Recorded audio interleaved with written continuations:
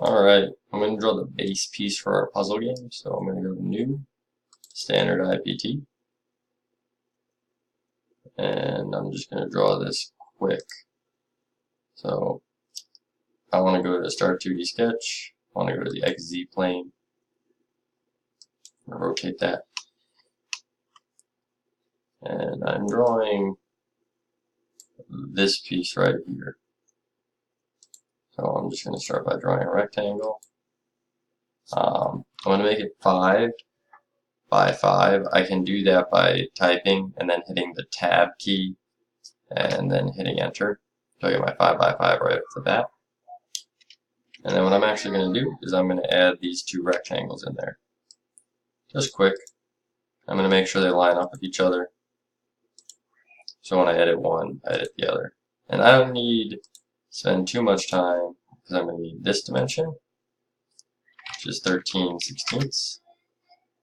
I'm going to need this dimension, which is 1 13/16. I'm going to need this dimension, which is 3 3/16. And I'm going to dimension over here, which is 4 3/16. Don't want to do 4/16. That would be naughty. So 4 3/16.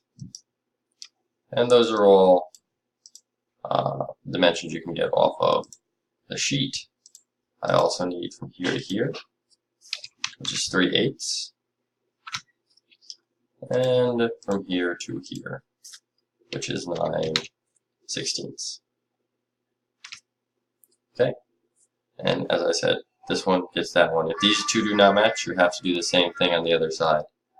Now, I'm just going to circle array these around, so to do that I need to get the point tool. I'm going to take my point tool. I'm going to use the grips to find the center mark. You can see I got grips here, and I got grips here. When they meet in the middle, I drop my point. I go to the circular tool. It's already selected geometry, so I'm going to select what I want. See how it highlights? I'm going to select the axis I want.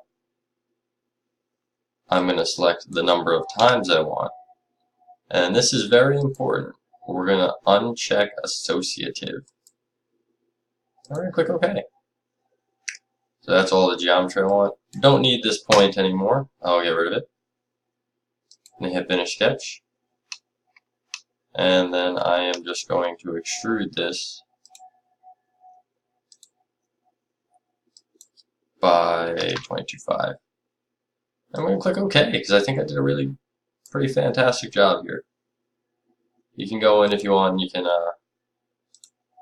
color this guy. So add a color,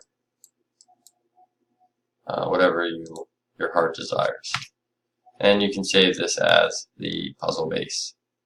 All right. So I guess I shall do that too. I'm going to save it. I'm going to make a folder in my D drive, I guess. That is not the one I want. I want my computer.